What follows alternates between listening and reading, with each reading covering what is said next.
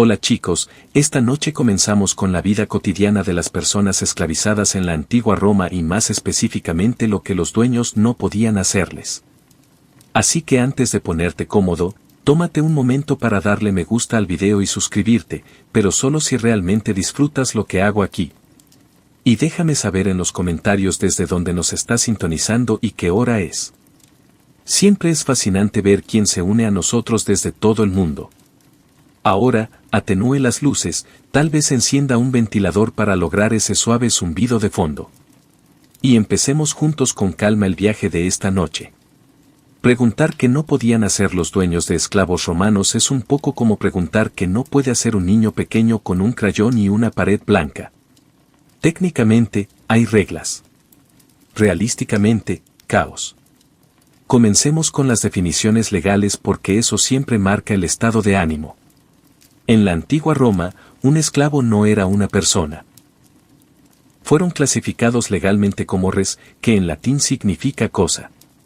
No es una persona con derechos limitados ni un pasante mal pagado, solo una cosa. Misma categoría legal que un banco, una urna decorativa o una cabra con ansiedad y los dueños romanos los trataban como tal.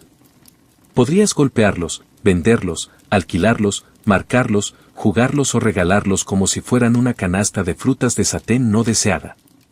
Incluso podrías enviarlos a pelear en la arena. Aunque para ser justos, algunos prefirieron eso a doblar la ropa de una esposa senatorial con problemas de confianza.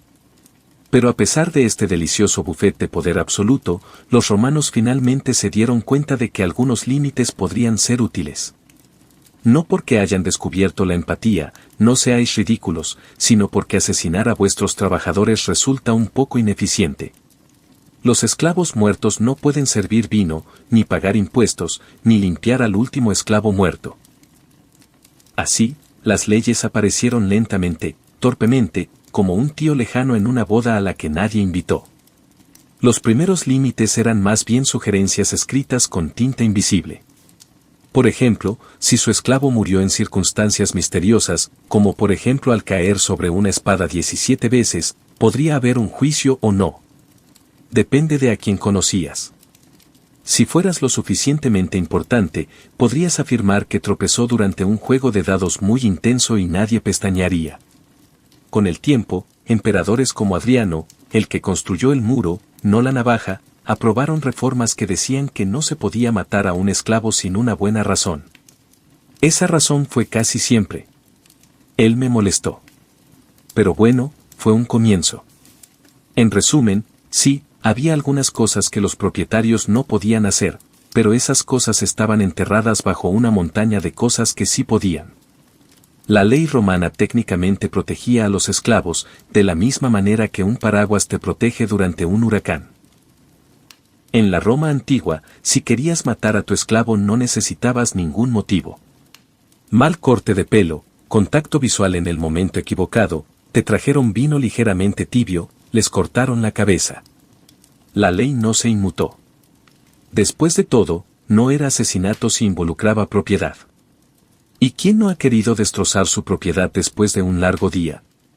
Pero cuando el imperio maduró, casi al mismo tiempo que los romanos decidieron que las tuberías interiores estaban bien, las cosas se volvieron un poco más reguladas, no humanitarias, claro está, solo organizadas. Matar a tu propio esclavo empezó a tener consecuencias legales. No necesariamente malas consecuencias, pero consecuencias al fin y al cabo. Entra el emperador Adriano, constructor de murallas, reformador de las leyes esclavistas y, en general, el tipo de hombre al que no le gustaba un escándalo con su desayuno. Aprobó una ley que decía: oye, tal vez no deberíamos asesinar al personal doméstico al azar, a menos que lo pidamos amablemente primero. Los propietarios ahora necesitaban pasar por un magistrado para obtener la aprobación del Estado antes de ejecutar a un esclavo porque nada dice justicia como el homicidio burocrático. Por supuesto, la aplicación de la ley fue desigual. Si eras rico y adinerado, los magistrados no te interrogaban. Si no fue así, pues felicidades. Su juicio se llevaría a cabo justo después de la siguiente carrera de carros y mucho antes de que a alguien realmente le importara. Aún así, técnicamente era ilegal matar a un esclavo sin un proceso formal. Lo que significa que en algún momento, algún abogado romano muy estresado tuvo que explicarle a un cliente que sí, incluso si el esclavo cocinaba demasiado al ratón de la puerta, la crucifixión pública ya no era una solución de primera respuesta. La motivación detrás de este cambio legal no fue la compasión. Fue un control de multitudes. Los romanos ya habían visto lo que sucedía cuando los esclavos se enojaban demasiado. Espartaco y sus amigos no organizaron exactamente una fiesta de té educada. Entonces el Estado pensó que si no podía detener la crueldad, al menos podría reducir el tipo de espectáculo que conduce a antorchas encendidas y cabezas en picas. Así que, aunque todavía podías matar a tu esclavo, eso implicaba más papeleo y un mayor riesgo de ser sorprendido por tus vecinos senatoriales. El asesinato no estaba prohibido. Fue simplemente desalentado suavemente, como aplaudiendo entre movimientos de una sinfonía. Progreso estilo romano. Hablemos de un tema oscuro, incómodo, pero históricamente importante. Cómo los dueños de esclavos romanos trataban los límites personales de sus esclavos. Alerta de spoiler, los límites no eran exactamente el punto fuerte de Roma. Se trataba de gente que construía baños para 300 personas y lo consideraba un momento personal. En el antiguo derecho romano, un esclavo no era considerado una persona en el pleno sentido jurídico. Y eso significaba que la idea de autonomía corporal realmente no era aplicable. Los propietarios podían imponerse físicamente, no solo a través del trabajo, sino de formas más personales y privadas, sin necesidad de consentimiento, consecuencias o justificación moral. No quedó escrito explícitamente en la ley porque no era necesario. Así como no encontrarías una ley en la antigua Roma que dijera a la gente no tomar prestadas sus propias sandalias, no había regulaciones sobre si un dueño podía exigir servicios íntimos de un esclavo. Simplemente se asumía, de manera inquietantemente universal, que era parte del paquete. Esto se aplicaba a todo tipo de personas, mujeres, hombres y, especialmente, jóvenes esclavos, que eran considerados una adición estética a los hogares de la élite. A menudo, a estos individuos se les asignaba funciones en las que se esperaba que su apariencia y obediencia entretuvieran a los invitados. Y no siempre solo con música de botín o recargas de vino. ¿Había protecciones? Técnicamente, si un propietario diferente daña a tu esclavo de manera grave, podrías demandarlo por daños a la propiedad. Sí. No por violación a la persona, sino por daño al patrimonio. Los tribunales romanos estaban menos preocupados por la dignidad y más por el desprecio. Los emperadores posteriores, particularmente bajo la era cristiana, comenzaron a emitir leyes vagas que fomentaban la moralidad y la modestia, al menos en el papel. Pero estas reformas llegaron tarde en la historia del imperio y tenían más que ver con las apariencias que con su aplicación. En todo caso, eran el equivalente legal a poner una hoja de parra sobre una estatua y llamarlo progreso. En resumen, prácticamente no había fronteras que protegieran a los esclavos de la explotación personal en esta zona. No era algo común. Se normalizó un sistema donde incluso el acto de resistencia podía ser castigado más duramente que el abuso en sí. Sí, está oscuro. Pero comprender estas realidades es importante. No para glorificar a Roma, sino para confrontar cómo el poder, cuando no se controla, puede manifestarse en su forma más estruendosa. Ah, sí.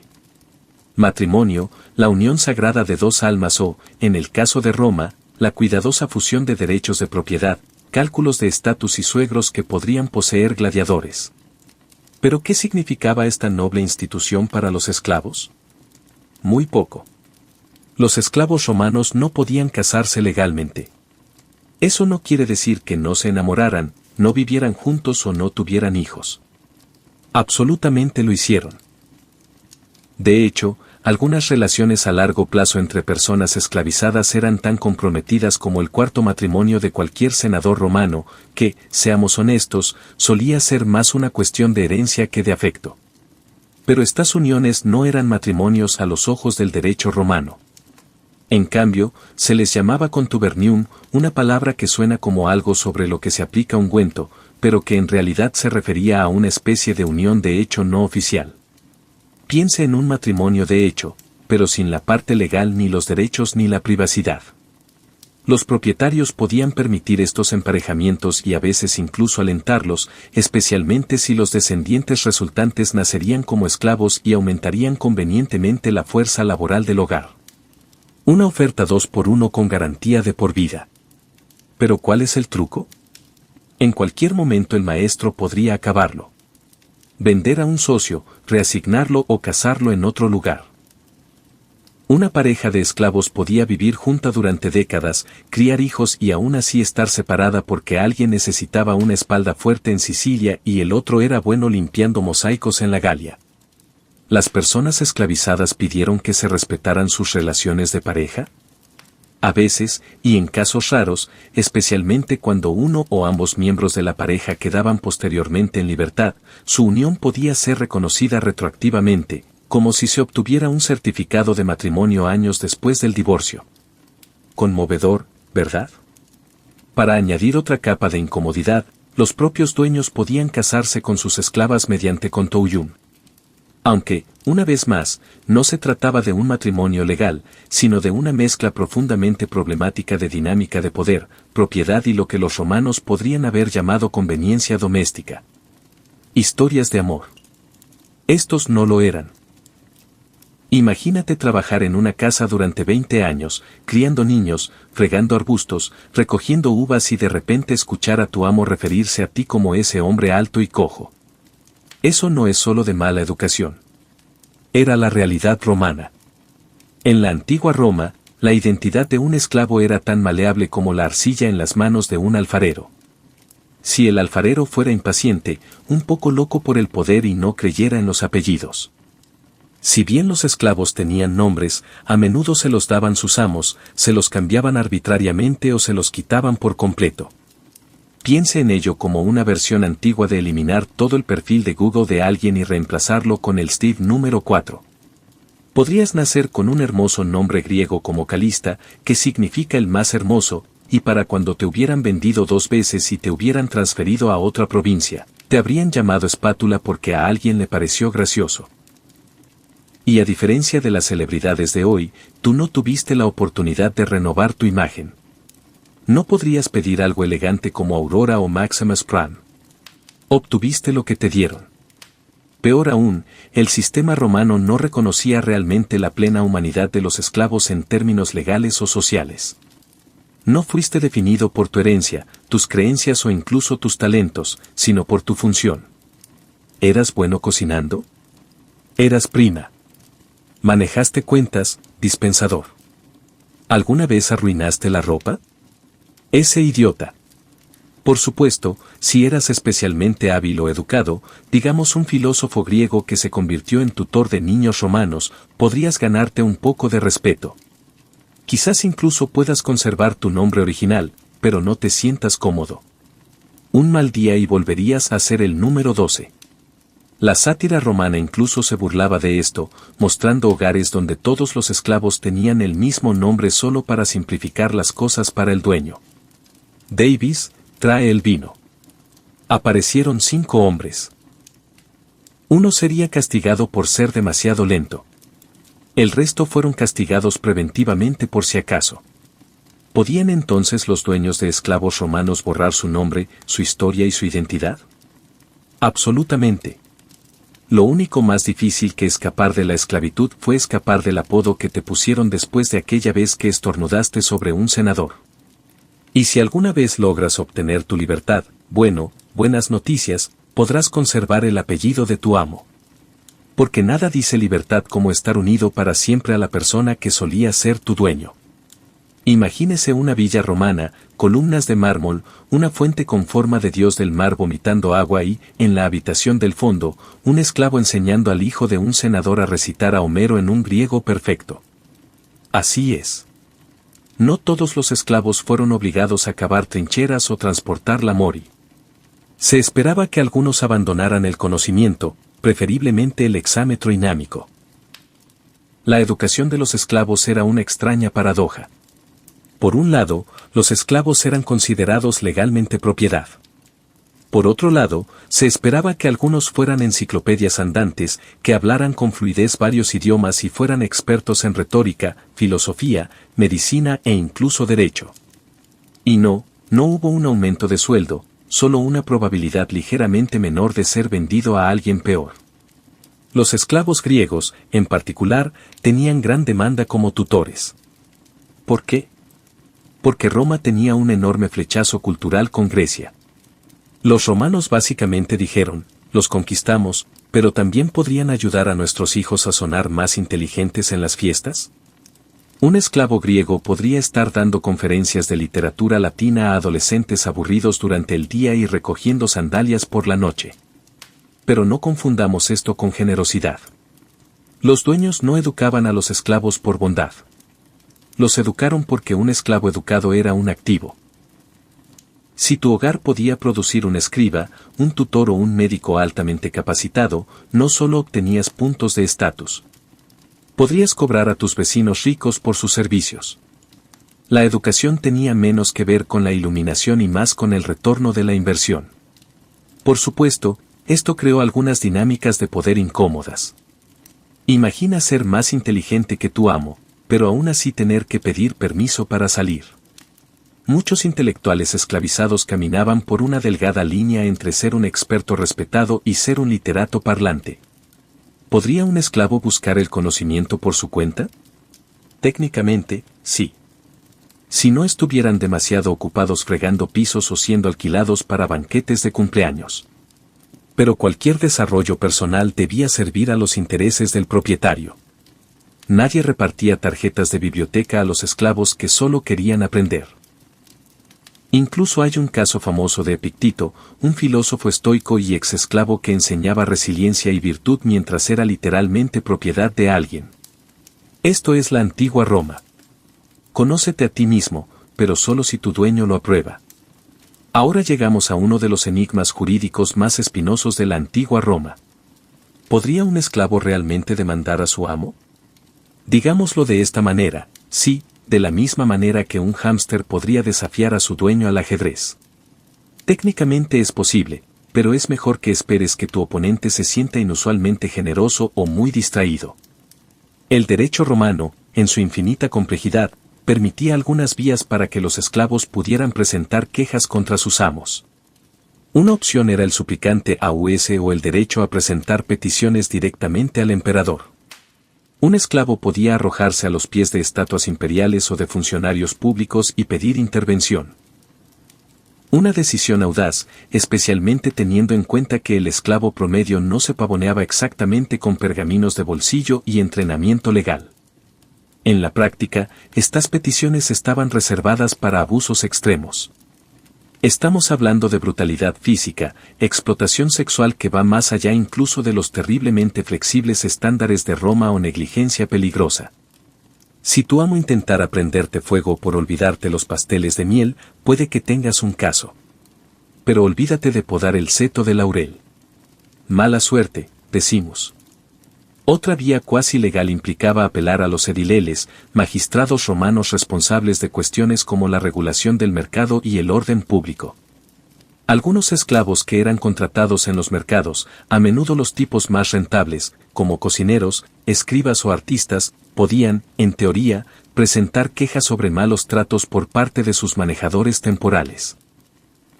Pero, una vez más, se trataba menos de justicia y más de mantener la imagen de Roma como una ciudad de orden y dignidad. Los esclavos podían quejarse si eran tratados tan mal que hacían quedar mal a Roma.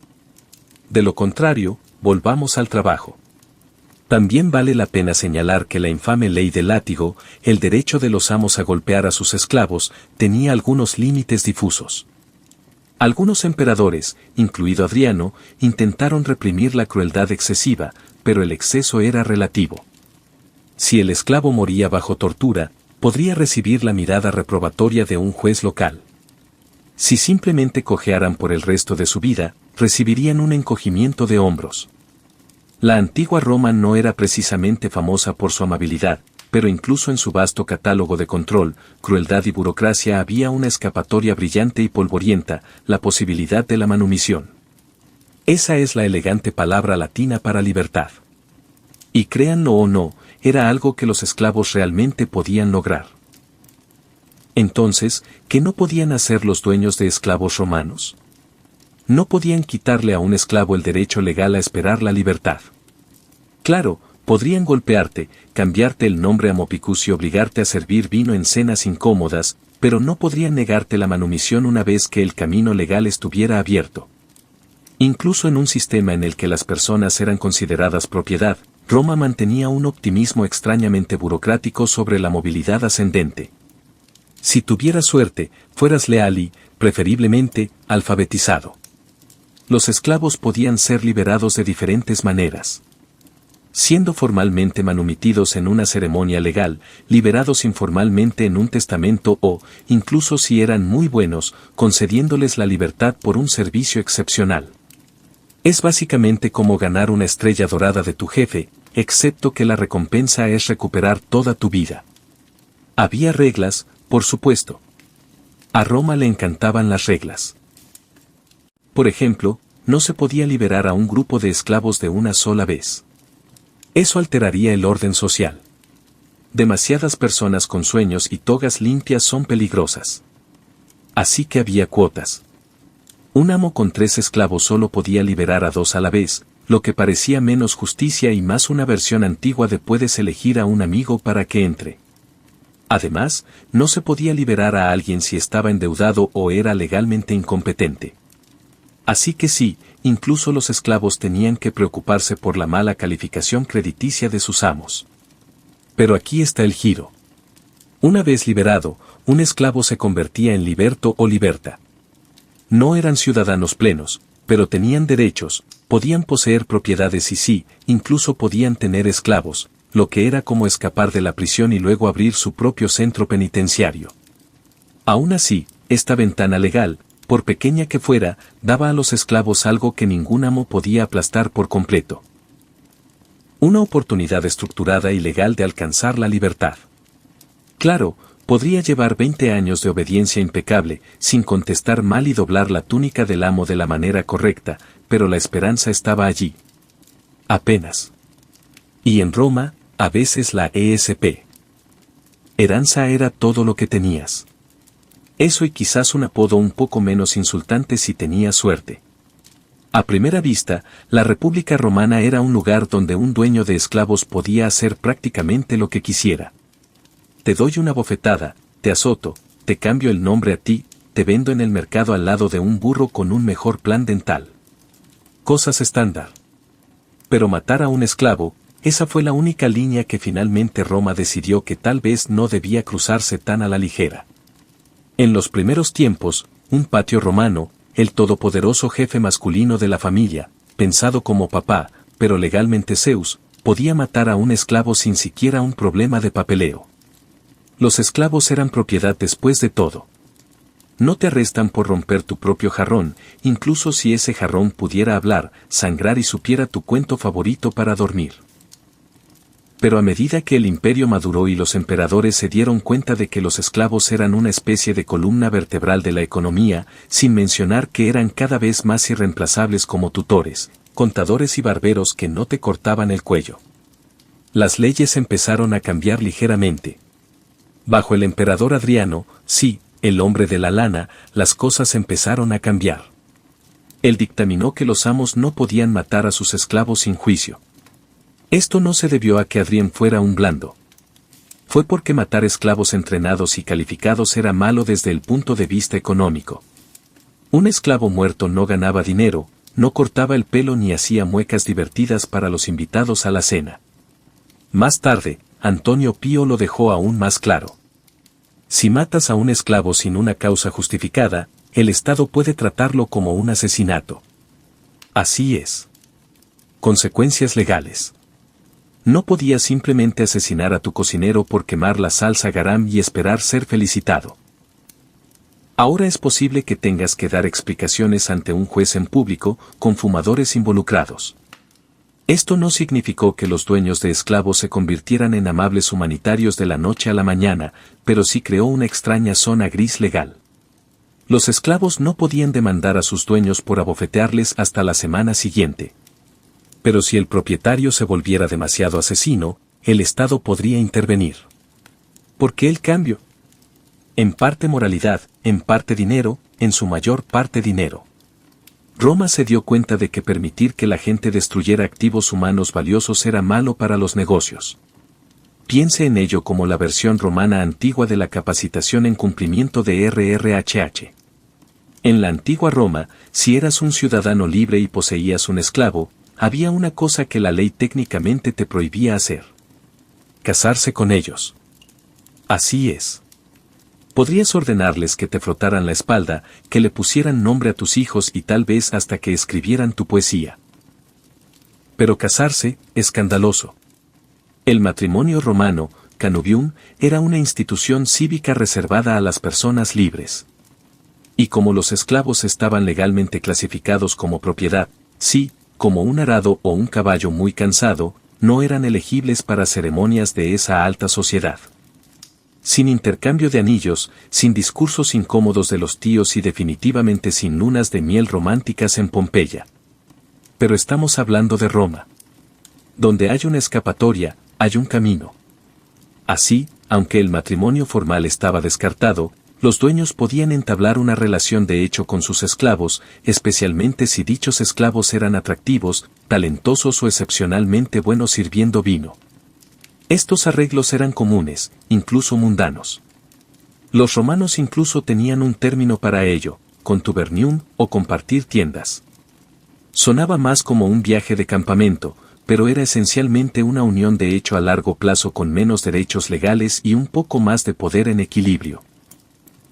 En estas relaciones, el esclavo seguía siendo propiedad, pero podía vivir con el dueño, tener hijos y funcionar efectivamente como cónyuge en todo excepto en el papeleo. Los niños, si la madre era esclava, ellos también eran esclavos. Hablemos de un plan heredado con condiciones. Sin embargo, si el amo realmente se preocupaba o se inquietaba por la imagen pública, las leyes de herencia o tal vez simplemente tenía remordimientos de conciencia, podía liberar al esclavo y luego casarse con él. Una solución legal. Por supuesto, esto requería papeleo, derechos de manumisión y probablemente una conversación muy incómoda en la siguiente cena de la élite. Ah, sí. Gas se casó con su criada. No. No después de que la liberó. Muy apropiado. Ya están registrados. También le conseguí un nombre bonito. Julia algo u otro. En una sociedad obsesionada con el estatus, casarse con un ex esclavo era una apuesta social. Podría ser mal visto, incluso ridiculizado. Pero legalmente, una vez liberada, ella era un blanco legítimo. Podrías haber sido el esclavo más brillante de Roma, que hablara griego con fluidez, fuera experto en contabilidad, capaz de recitar a Cicerón al revés mientras hacías malabarismos con el AI, y aún así nunca te habrían permitido postularte para un cargo público. Ni siquiera algo aburrido como supervisor de farolas en las calles, porque a pesar de ser la columna vertebral de la sociedad romana, los esclavos no eran considerados humanos completos en el sentido legal, más bien como muebles multilingües muy duraderos.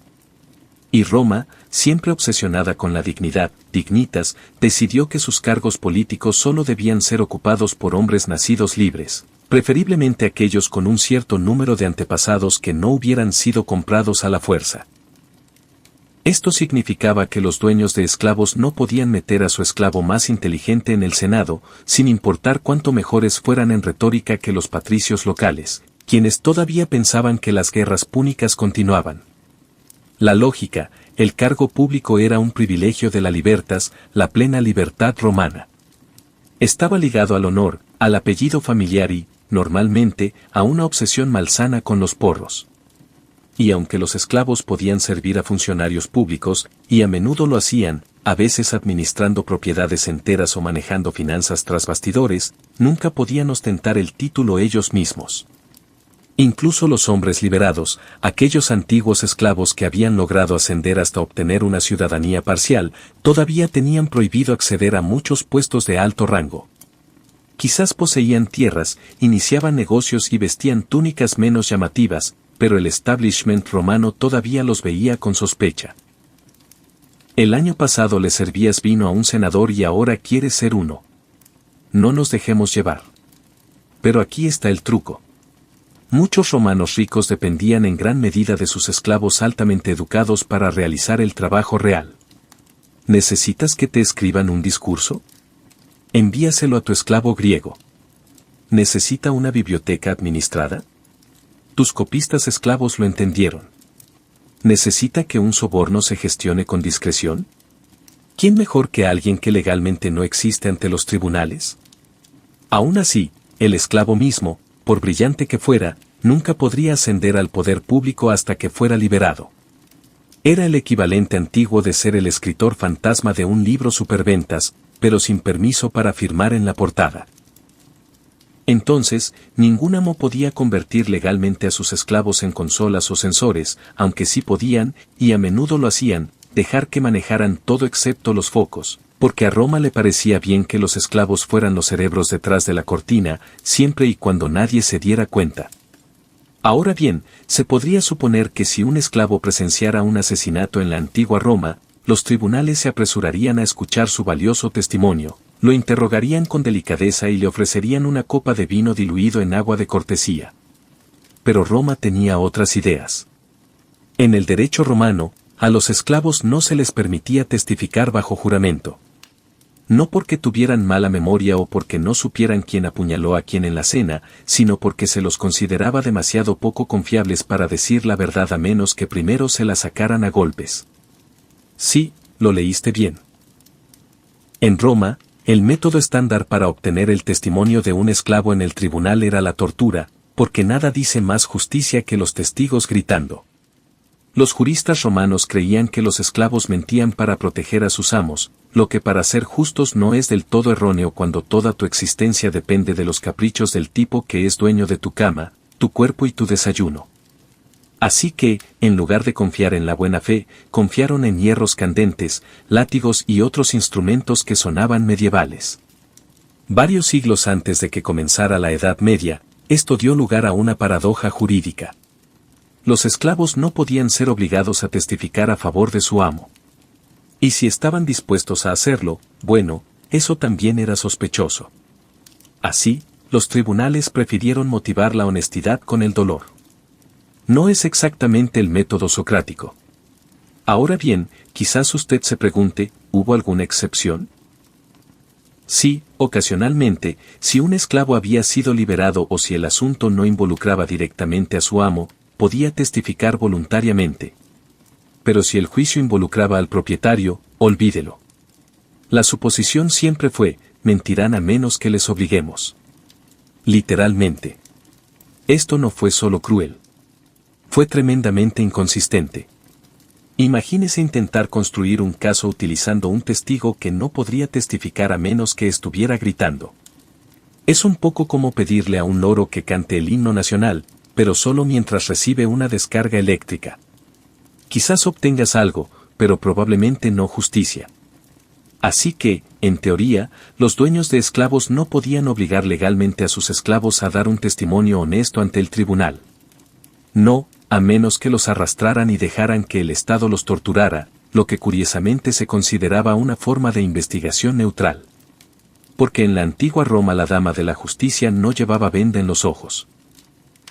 Ella simplemente no quería oírlo a menos que viniera acompañado de moretones. A pesar de ser considerados propiedad legal, los esclavos en la antigua Roma tenían un sorprendente margen de maniobra económica. Imagínate que te traten como a una lámpara parlante, pero que te permitan tener un negocio secundario vendiendo aceite de oliva casero los fines de semana. Esta es la paradoja romana. Si bien los amos eran dueños de sus esclavos, no necesariamente controlaban minuciosamente cada moneda que tocaban. Los esclavos podían acumular ahorros personales conocidos como peculi, una especie de asignación no oficial, bote de propinas o escondite debajo del colchón que técnicamente todavía pertenecía al amo, pero que a menudo se dejaba intacto siempre que el esclavo no lo usara para financiar una rebelión o un día de spa. Y aquí es donde las cosas se ponen deliciosamente incómodas para los fanáticos del control romanos. Los esclavos podían utilizar este peculiar peculio para eventualmente comprar su propia libertad. Sí, un esclavo podría pagarle a su amo para que dejara de poseerlo. Es un poco como trabajar a tiempo completo para un tipo que te encierra en el sótano y usar tu sueldo para sobornarlo educadamente para que te abra la puerta. Hola, señor. He ahorrado haciendo recados y sobreviviendo, y me gustaría ya no ser de tu propiedad. Aquí está tu recibo. Ahora bien, ¿era esto un derecho? No exactamente. La ley romana no garantizaba la manumisión, y el amo podía rechazar la oferta si se sentía especialmente mezquino o se había vuelto demasiado aficionado a gritar órdenes. Pero muchos maestros lo aceptaron porque les gustaba la idea de parecer misericordiosos y recibir un pago. Esto creó una dinámica extraña. El amo no podía impedir legalmente que un esclavo acumulara dinero siempre que fuera por medios legítimos. Tampoco podían apoderarse de la causa peculiar a menos que quisieran parecer deshonrosos. Y en la sociedad romana, parecer deshonroso era peor que recibir una puñalada leve. Algunos esclavos incluso administraban propiedades, manejaban cuentas comerciales o dirigían tiendas, lo que significa que sabían más sobre economía que sus dueños, quienes a menudo estaban demasiado ocupados holgazaneando en brindis y malinterpretando a Virgilio. Por supuesto, un maestro podría revocar los peculios en cualquier momento. Pero hacerlo con demasiada frecuencia los hacía parecer tacaños, como alguien que roba propinas de la mesa, por lo que la mayoría actuaba con calma. Así, aunque los amos tenían todas las cartas en la mano, no podían impedir que un esclavo astuto fuera construyendo poco a poco sus propias cartas. Si crees que la antigua Roma daba a los dueños de esclavos poder absoluto sobre cada aspecto de la vida de un esclavo, estarías casi en lo cierto. Excepto cuando se trataba de religión. Porque incluso en una sociedad donde un hombre podía legalmente nombrar a su perro César y vender a su esclavo 3 veces por razones fiscales, había límites. Y uno de esos límites era este. Un amo no podía bloquear por completo la participación de un esclavo en las observancias religiosas, especialmente aquellas que involucraban a los dioses domésticos o les. Ahora bien, estas no eran deidades de alto perfil como Júpiter o Marte, quienes recibían todos los rayos y estatuas. No, eran humildes espíritus domésticos, una especie de detectores de humo divinos, cuyo trabajo era mantener la casa en paz y evitar que la cocina se incendiara. Y cada hogar romano, por disfuncional que fuera, tenía un santuario dedicado a ellos. Incluso se esperaba y a veces se exigía que los esclavos participaran en rituales diarios en honor a las capas. Encender un poco de incienso, decir una oración, ofrecer algo de comida, simplemente lo habitual. Por favor, no dejes que esta casa se derrumbe hoy, ese tipo de cosas. Negarle a un esclavo el acceso a estos derechos básicos habría sido visto como algo extraño, como prohibirle a alguien cantar feliz cumpleaños en su propia fiesta. La religión romana tenía tanto que ver con la tradición y la imagen pública como con la creencia real. Y hacer que sus esclavos participaran en los rituales demostraba que su casa estaba ordenada, era piadosa y no estaba al borde del castigo divino. Además, seamos honestos, incluso el maestro más severo no quería molestar a los dioses del hogar. Eran espíritus que te observaban comer, dormir y, ocasionalmente, gritarle a tu contador. No te arriesgaste a ese tipo de microgestión sobrenatural solo para dejar en claro tu punto. De hecho, algunos esclavos tenían sus propios dioses domésticos, lurbiles y pequeños rituales personales. Era uno de los pocos lugares en la vida romana donde un esclavo podía expresar algo cercano a su identidad o al menos intentar prevenir otro desastre de plomería. Así, aunque un amo podía controlar la mayoría de los aspectos del cuerpo y el trabajo de un esclavo cuando se trataba de apaciguar a los espíritus locales, estos generalmente se mantenían al margen.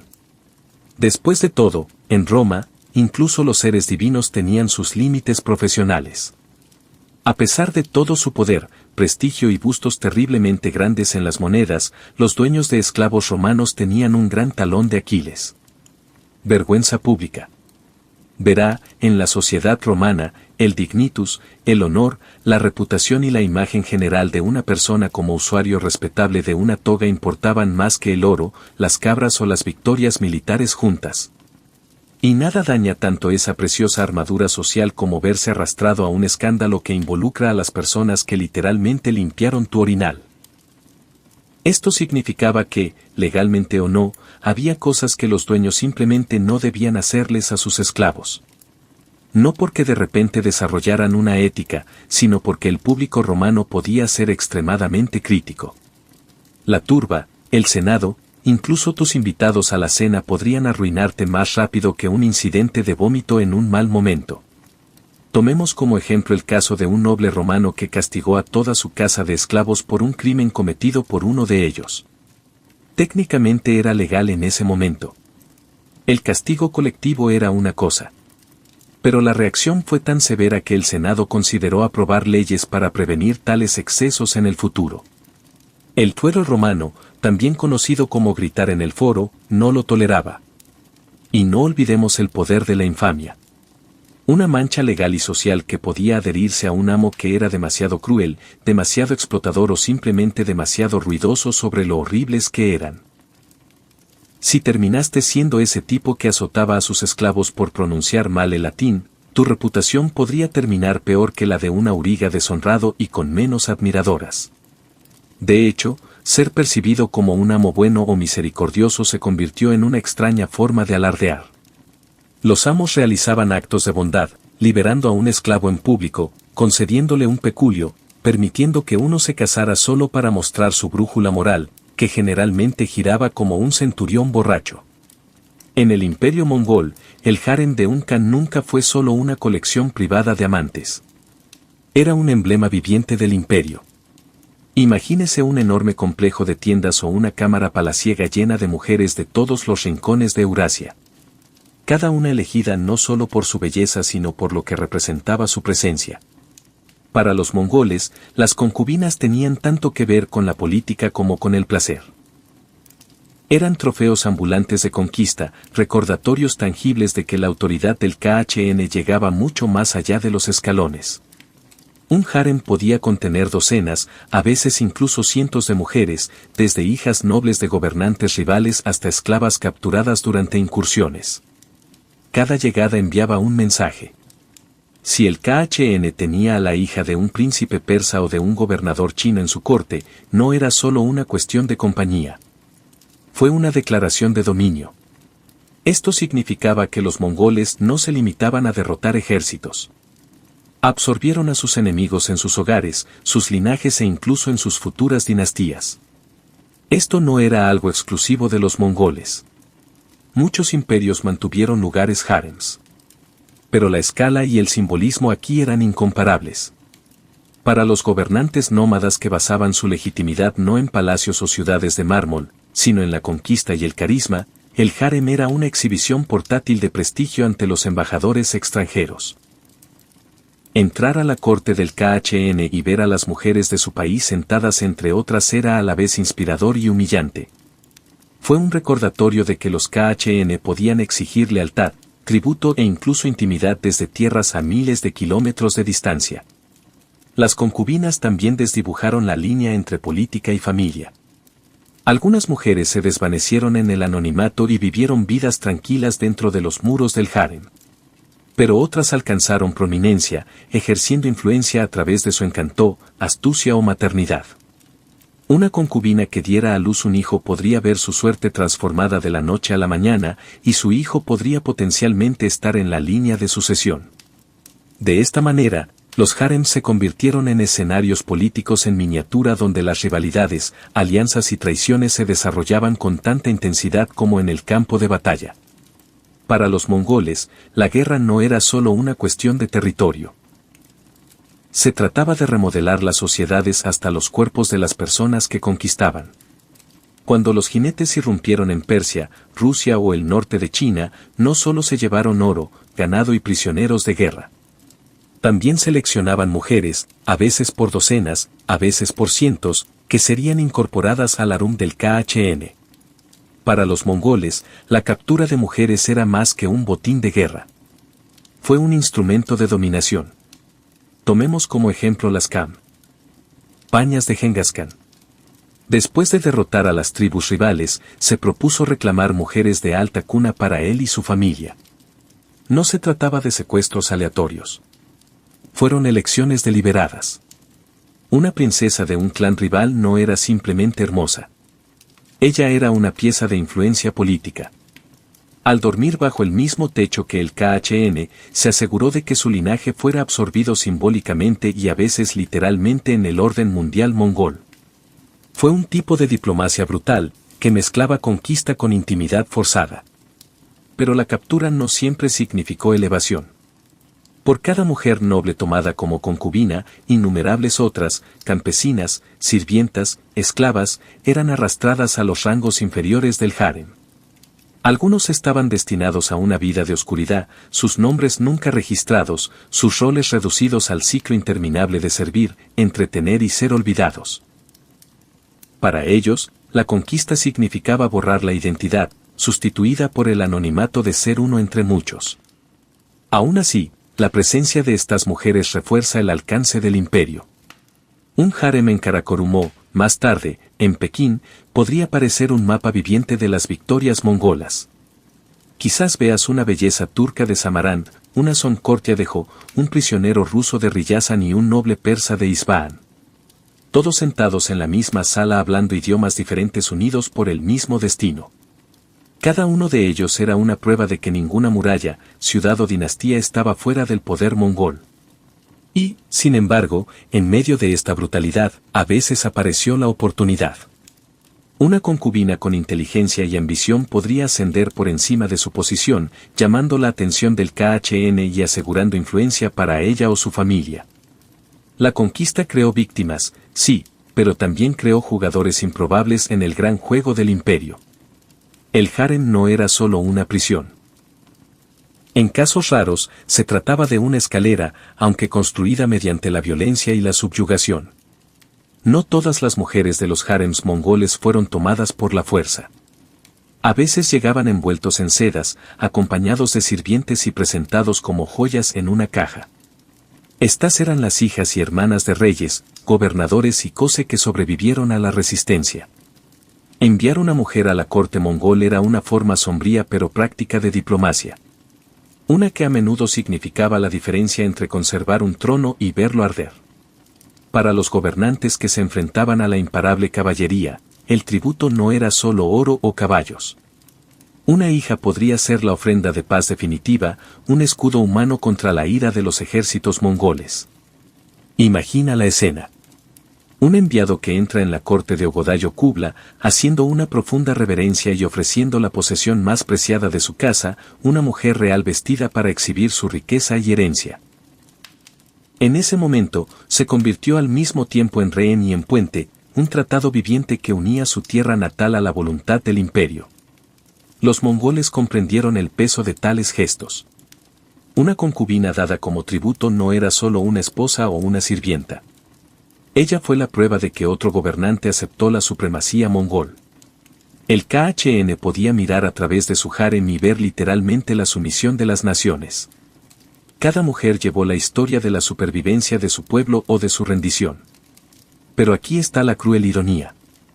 Aunque algunas mujeres ejercían una importancia diplomática discreta, seguían estando sujetas a la jerarquía del harem. Una princesa de un reino poderoso podía disfrutar de privilegios, ropa fina y voz en los asuntos de la corte, pero su vida no le pertenecía. Su presencia recordó a su tierra natal su vulnerabilidad y el delicado equilibrio de lealtad que debía al trono mongol. A veces, estas mujeres incluso actuaban como embajadoras informales a través de cartas, regalos e influencia susurrada. Mantuvieron contacto con sus familias, dirigiendo sutilmente la diplomacia desde detrás de velos y pantallas. Algunos utilizaron sus posiciones para proteger a su pueblo, negociando demandas de tributos más leves o indulgencia durante las rebeliones. Otros se convirtieron en peones utilizados como palanca cuando sus parientes no cumplieron sus promesas. El tributo a través de las mujeres era la combinación perfecta de simbolismo y pragmatismo para los mongoles. Reforzó su dominio sin derramar una gota de sangre. Y para los gobernantes que los enviaron, fue a la vez una humillación y una esperanza desesperada de que sacrificando a una hija, podrían salvar un reino entero. Detrás de los muros del harem mongol, la vida se desarrollaba de forma al mismo tiempo lujosa y sofocante. No se trataba de simples hogares, sino de instituciones extensas y estrechamente organizadas. El harem puede estar ubicado físicamente en un complejo de tiendas en la entrada o dentro de un palacio en ciudades como Karakorum o más tarde Kualik. Sin embargo, la atmósfera siempre era la misma, llena de reglas, rituales y rivalidades. Las mujeres fueron clasificadas según su origen y favor. En la cima se encontraban las consortes reales, a menudo esposas tomadas a través de alianzas matrimoniales formales. Debajo de ellas estaban las concubinas de alta cuna, a menudo hijas de gobernantes derrotados o princesas tributarias. En el fondo estaban las masas sin nombre, esclavos, artistas y sirvientes atrapados durante las redadas. Cada mujer conocía su posición y cada mujer sabía que podía cambiar. A veces con una sola mirada del KHN. La vida cotidiana era una paradoja. Por un lado, estaba el lujo. Sedas de China, joyas de Persia, perfumes de la India. Las comidas eran ricas en carnes de caza, productos lácteos y productos exóticos importados. El propio harem solía estar custodiado por eunucos o por sus leales sirvientes, lo que garantizaba tanto la seguridad como el secreto. Sin embargo, debajo del brillo, la vida puede parecer un cautiverio dorado. Las mujeres vivían aisladas del mundo exterior. Sus movimientos estaban controlados y su futuro dependía de los caprichos del KHN. Aún así, este ambiente enclaustrado estaba lejos de ser tranquilo. El harem era su propio campo de batalla político. Las concubinas traman un plan para atraer la atención del KHN, forjando alianzas con sirvientes o debilitando a sus rivales con rumores susurrados. Una concubina que había dado a luz un hijo de repente se vio impulsada a un estatus superior. Es posible incluso que su hijo sea preparado para el liderazgo. Por otra parte, una mujer que cayera en desgracia podría desaparecer en la oscuridad y su nombre podría ser borrado de los registros judiciales. Sin embargo, no toda la influencia vino a través de la seducción o de los hijos. Algunas mujeres ejercían el poder a través del intelecto, el encanto o la pura resiliencia. Aconsejaron, escucharon y, a veces, manipularon, convirtiendo el foro en un sutil ámbito de diplomacia. Desde detrás de velos, podían influir en decisiones que afectaban a los reinos, a las campañas militares o a la propia sucesión. Para los forasteros, el harem seguía siendo un mundo de misterio, lleno de opulencia y peligro. Para los que estaban dentro, era un delicado juego de supervivencia. Para prosperar era necesario dominar el silencio, la paciencia y la estrategia. En muchos sentidos, la vida en el harem mongol reflejaba el propio imperio. Despiadado, expansivo y siempre equilibrado al borde de la oportunidad y la ruina.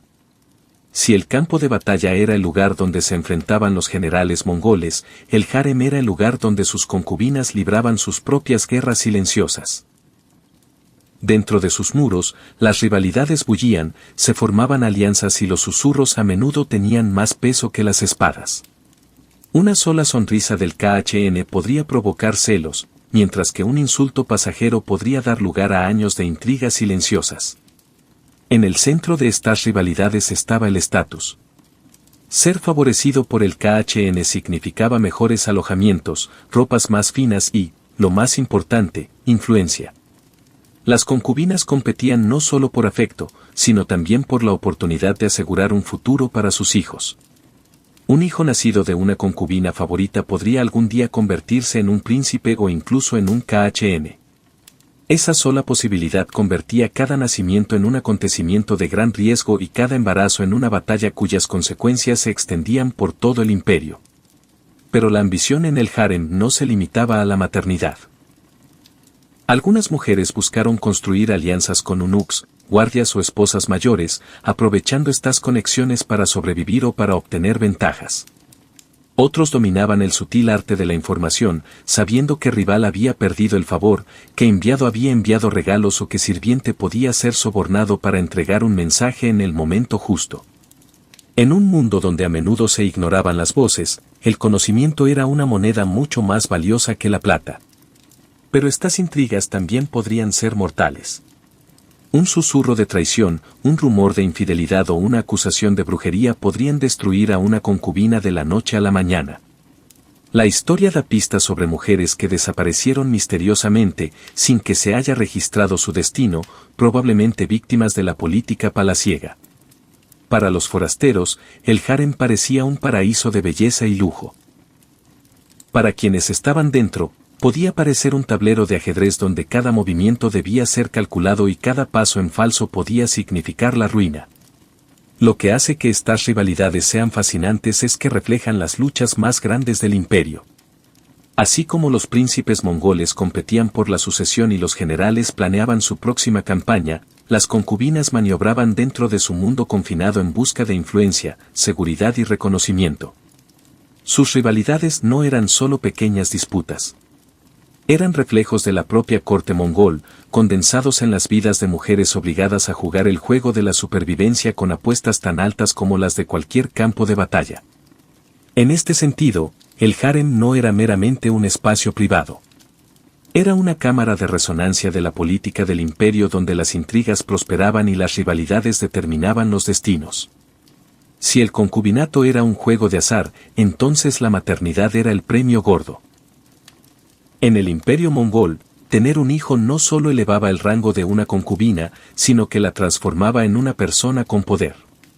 En el momento en que un niño lloraba dentro de los muros del harem, la mujer que daba a luz podía ascender de la noche a la mañana desde una relativa oscuridad a una posición de genuina influencia.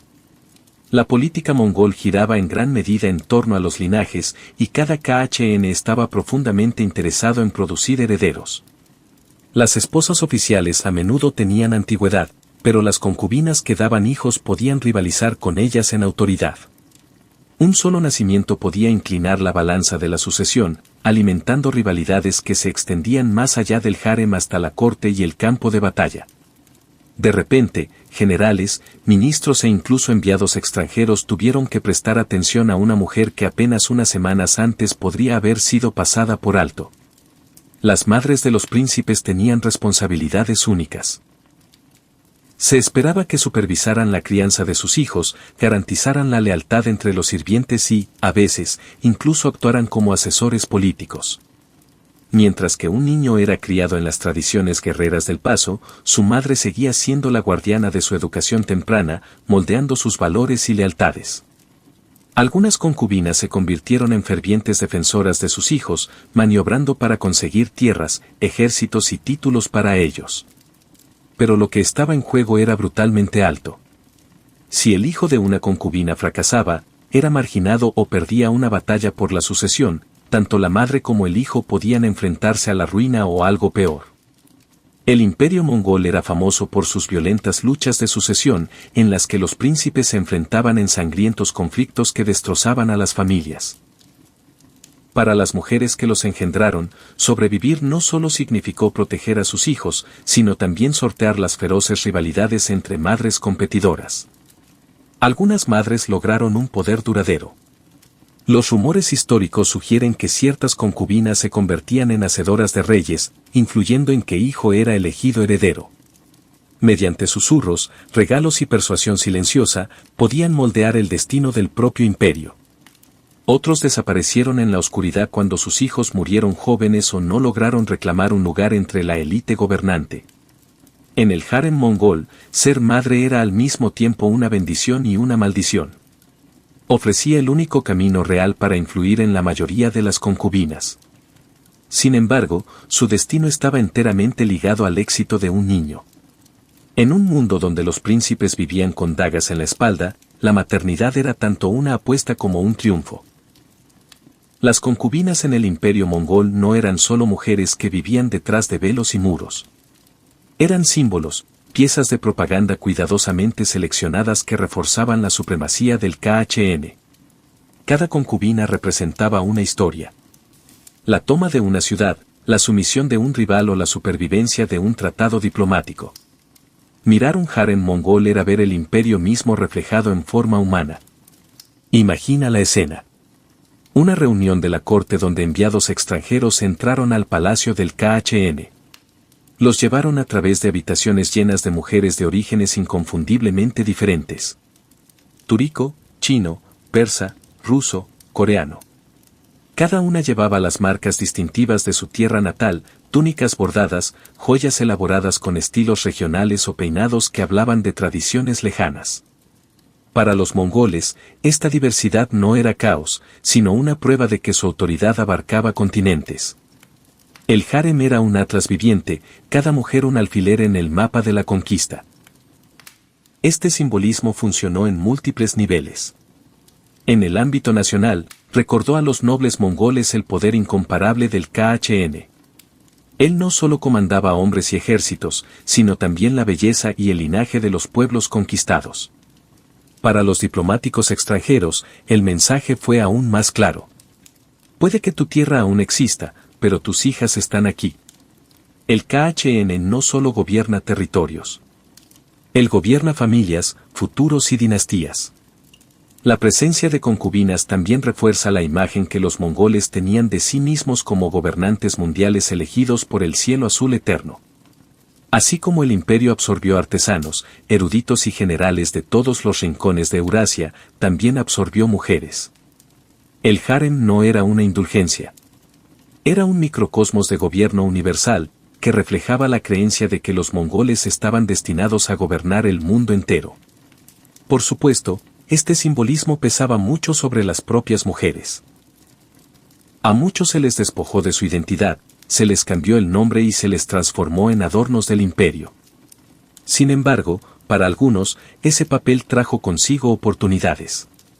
Una concubina podría aprovechar sutilmente su posición como representante de su patria, abogando por su pueblo o diseñando políticas a su favor. De esta manera, el harem se convirtió al mismo tiempo en una prisión y un escenario donde las mujeres desempeñaban papeles involuntarios pero cruciales en la construcción del imperio. Las concubinas nunca fueron meras compañeras. Eran trofeos vivientes, símbolos de conquista y recordatorios del incansable ansia de dominación de los mongoles. En sus caras, el mundo podía ver el costo del imperio. Por cada concubina que saltó a la fama, docenas más cayeron silenciosamente en la oscuridad. Los harems mongoles eran enormes, a veces albergaban a cientos de mujeres, y la mayoría vivía sus vidas sin ser vistas por la historia. Sus nombres rara vez fueron registrados, sus rostros olvidados, sus historias borradas por la enorme escala del imperio. Para estas mujeres, la supervivencia, no la influencia, era el mayor logro. La vida de las concubinas menores estaba marcada por la rutina y la invisibilidad. Realizaban tareas dentro del harem, cosiendo, tejiendo, preparando comida o entreteniendo mediante la música y la danza. Muchos nunca vieron al KHN más allá de una mirada distante, y mucho menos compartieron su cama. Para ellos, la grandeza del harem tenía menos que ver con la opulencia que con la monotonía. Días mezclados, interrumpidos solo por los pequeños dramas de la rivalidad, la enfermedad o el ascenso ocasional cuando una concubina favorita caía en desgracia. Sin embargo, la oscuridad era a menudo más segura que la ambición. Luchar por ganar influencia significaba atraer enemigos, y en el harem, los enemigos podían ser fatales. Los rumores de brujería, deslealtad o falta de respeto podrían condenar a una mujer al exilio o algo peor. Por el contrario, aquellos que mantenían la cabeza baja y se mimetizaban con el entorno a menudo soportaban largas vidas dentro de los muros protectores del harem. Su anonimato era un escudo contra los peligros de la intriga. Aún así, la supervivencia tuvo sus propios costos. Estas mujeres fueron arrancadas de sus países de origen, despojadas de sus lenguas y tradiciones y convertidas en elementos silenciosos de la corte mongol. Vivieron vidas desconectados de sus familias, sabiendo que nunca regresarían a sus tierras natales. Para algunos, el recuerdo del hogar se desvaneció en fragmentos. Una canción de cuna medio recordada, una receta olvidada hacía mucho tiempo, una historia de infancia que ya no podían contar en su lengua original. Y, sin embargo, la supervivencia en sí misma fue una victoria. El imperio mongol era un mundo implacable, lleno de campañas brutales y políticas despiadadas. Una concubina que vivía tranquilamente en el Erum sobrevivía a soldados, generales e incluso príncipes que perecían en guerras interminables. Aunque la historia las ignoró, estas mujeres llevaron la resiliencia de la resistencia.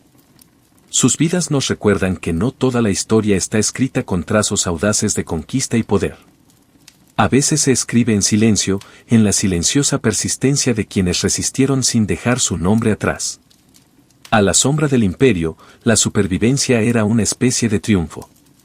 La historia del concubinato en el imperio mongol no es solo un relato de lujo o intriga. Es un espejo que refleja la mecánica misma del imperio, cómo se ejercía el poder, cómo se negociaba la política y cómo las mujeres se convirtieron al mismo tiempo en peones y jugadores en un mundo dominado por la conquista. Para los KHN, las concubinas eran más que compañeras. Eran símbolos de legitimidad, muestras de diplomacia y prueba de que ningún reino o pueblo podía resistirse a la voluntad mongol. El harem, lleno de mujeres de toda Eurasia, era un monumento viviente que contaba historias a cada visitante. Este imperio se extiende más allá de lo que puedas imaginar. En este sentido, la práctica del concubinato moldeó la imagen del gobierno mongol como universal, predestinado e imparable. Sin embargo, para las propias mujeres, el legado fue complejo. Algunas concubinas alcanzaron prominencia, moldeando la sucesión dinástica e influyendo en la política imperial. Sus hijos se convirtieron en príncipes, generales y herederos de tronos. Estas mujeres, a menudo olvidadas por su nombre, dirigieron silenciosamente el destino del imperio a través de su proximidad al poder. Sin embargo, por cada mujer que encontró influencia, muchas otras soportaron vidas de oscuridad, con sus voces perdidas en las sombras del harem. Lo que perdura es la dualidad de su existencia, símbolos y sobrevivientes, herramientas políticas y seres humanos. Nos recuerdan que la historia no solo la escriben los generales y casi sino también los que vivieron dentro de sus órbitas. Incluso cuando no tenían nombre, las concubinas encarnaban las ambiciones del imperio y soportaban los costos ocultos de su expansión. La práctica del concubinato también dejó ecos que se extendieron más allá de los mongoles. Las dinastías posteriores en China, Persia y Asia Central adoptaron o ampliaron sistemas harem que debían mucho al precedente mongol. La idea de las mujeres como instrumentos de poder, tanto botín como garantes del orden político, quedó entretejida en la cultura política de Eurasia mucho después de que el propio imperio se disolviera. En última instancia, el concubinato en el imperio mongol nos obliga a enfrentarnos a una verdad incómoda. Detrás de la grandeza de la conquista había vidas moldeadas por el cautiverio, la ambición y la supervivencia. Los KHN viajaron a través de los continentes y transformaron el mundo. Pero las mujeres en sus harems llevaron esa historia en sus cuerpos y en su silencio. Fueron el costo humano del imperio y sus símbolos más perdurables. Cuando uno entra en el Londres victoriano, lo primero que notan no es la grandeza de su arquitectura ni siquiera la contaminación que se cernía sobre la ciudad. Son los olores de la comida. Cada calle principal, cada callejón y cada mercado también servía como cocina. La comida no se limitaba a los pubs o a los salones de té. Se derramó por las calles, transportado en carros con ruedas chirriantes, equilibrado en cestas en los brazos de los vendedores ambulantes y chisporroteando sobre pequeñas brasas de carbón directamente en el pavimento. Para los londinenses de clase trabajadora, que rara vez tenían acceso a sus propios hornos, esta economía callejera era un salvavidas. La mayoría de los hogares en los barrios marginales no tenían el lujo de tener una cocina completa. Incluso hervir el agua puede ser un problema. La comida callejera llenó ese vacío. Con unos pocos centavos se podía comprar una comida caliente y abundante que evitaba a las familias tener que cocinar en habitaciones estrechas y llenas de humo. Comer en la calle no era un lujo. Era una necesidad. Las propias calles se convirtieron en teatros de comida. Los vendedores ambulantes gritaban rimas y gritos pegadizos para atraer a los clientes. Pasteles calientes todos calientes o castañas todas calentitas. Estos no eran solo argumentos de venta. Eran parte de la banda sonora de la ciudad, mezclándose con los cascos de los caballos, los silbatos de las fábricas y el zumbido de miles de personas moviéndose por las arterias de Londres. Caminar por Chapside, Whitechapel o Strand era pasar a través de una sinfonía de olores y sonidos, cada vendedor ambulante compitiendo por llamar la atención. Pero había otra cara de esta bulliciosa cocina. Higiene, o más bien la falta de ella. La comida a menudo se preparaba en grandes cantidades y en condiciones cuestionables, se transportaba en cestas abiertas o se colocaba en puestos donde el hollín frío y las moscas caían libremente. Aún así, para muchos londinenses, la elección no era entre limpio y sucio. Estaba entre comer algo cuestionable o pasar hambre. En esencia, la cultura gastronómica callejera victoriana reflejaba los ritmos de la propia ciudad. Era rápido, barato, ruidoso y siempre al alcance. Desde el trabajador del muelle que comía un pastel de carne entre turnos hasta los niños que juntaban monedas para compartir una bolsa de patatas asadas, las calles proporcionaban lo que las cocinas no podían. En una sociedad estratificada por la riqueza y la clase, los vendedores ambulantes de comida de Londres desdibujaron las líneas y alimentaron a todo aquel que tuviera un centavo de sobra. Las calles no eran solo un lugar para caminar. Estaban donde comía la ciudad. Si había un monarca indiscutible de la comida callejera victoriana, ese era el pastel caliente.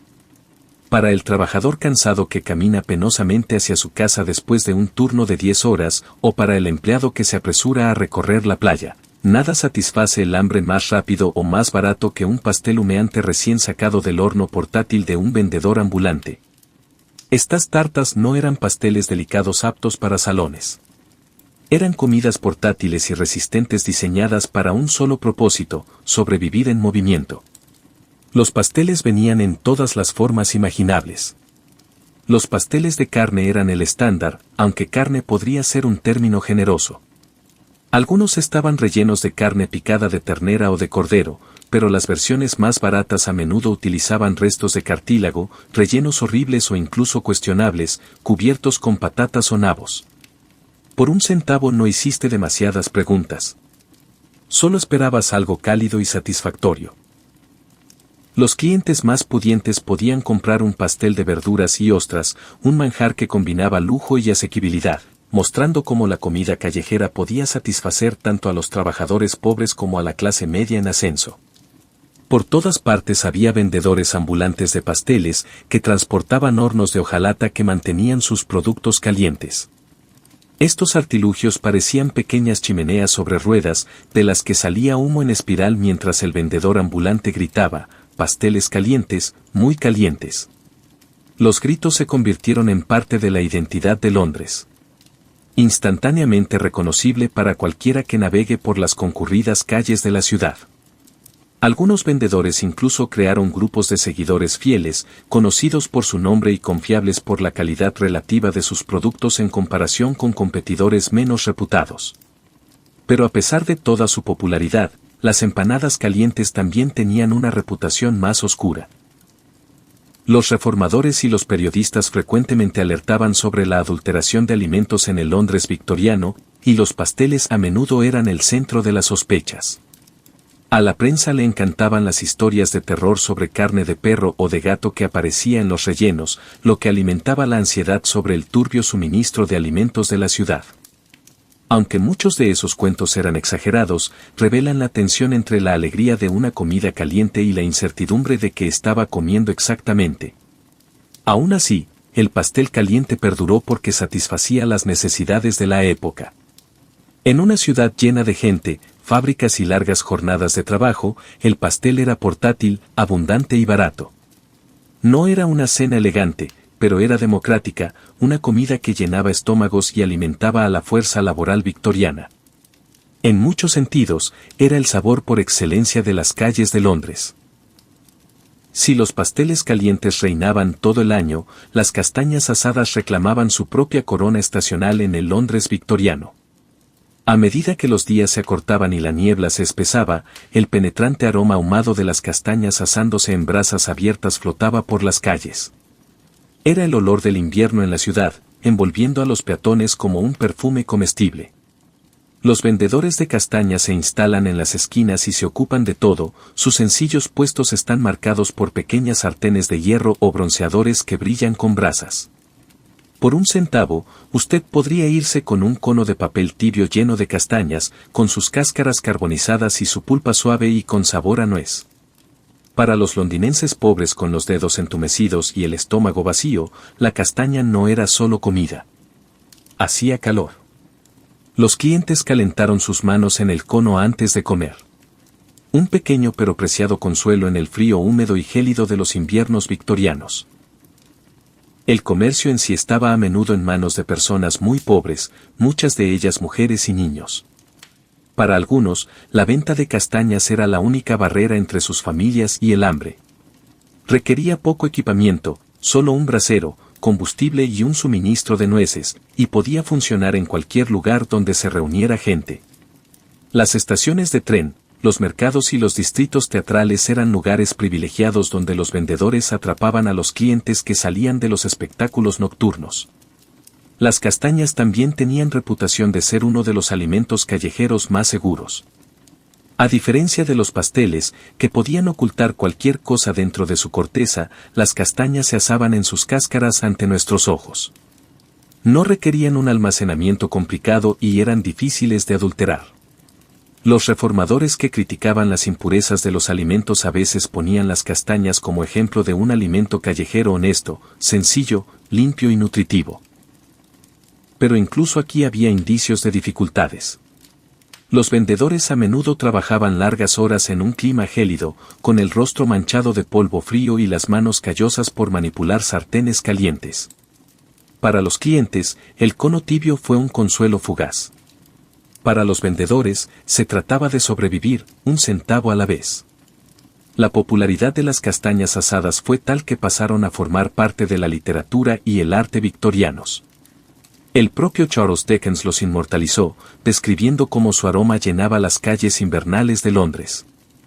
Más que un simple refrigerio, simbolizaban la humanidad compartida de la ciudad.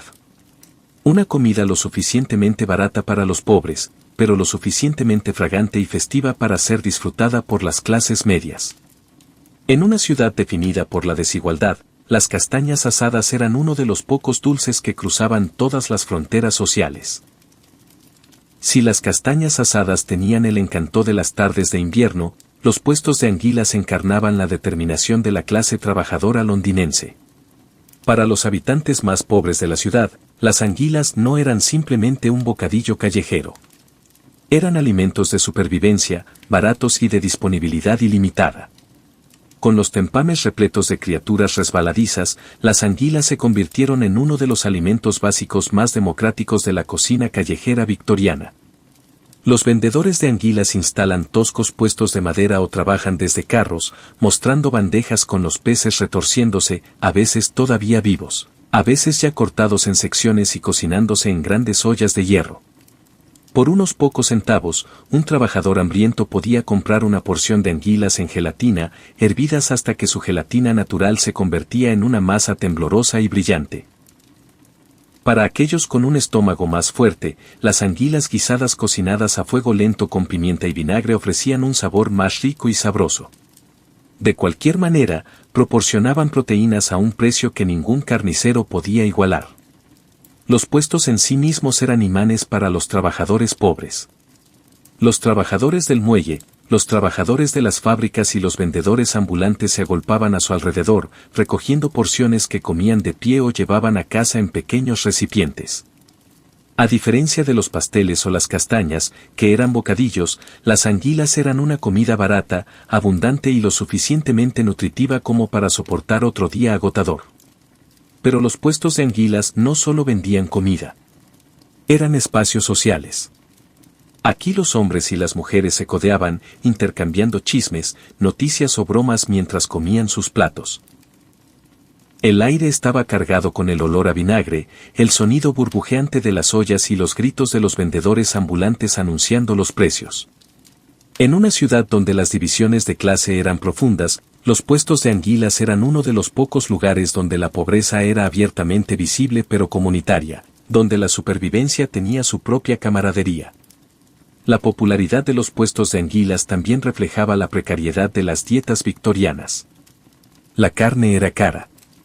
El pan a menudo estaba adulterado con tiza o alumbre, y las verduras podían escasear en los barrios pobres. Las anguilas llenaron el vacío, ofreciendo alimento donde otros alimentos fallaban. Su abundancia en las zonas templadas mantuvo los costos bajos, aunque la pesca excesiva y la contaminación empañarían más tarde esta abundancia. Para los forasteros, los puestos de anguilas pueden parecer poco atractivos, incluso grotescos. Pero para innumerables londinenses, eran salvavidas, ya que ofrecían no solo calorías sino también comunidad. En muchos sentidos, definieron la esencia misma de la comida callejera victoriana. Práctico, asequible y conectado sin complejos con los ritmos de la supervivencia. Si los pasteles calientes y las anguilas alimentaban el estómago, los helados baratos y los bocadillos callejeros azucarados alimentaban el alma.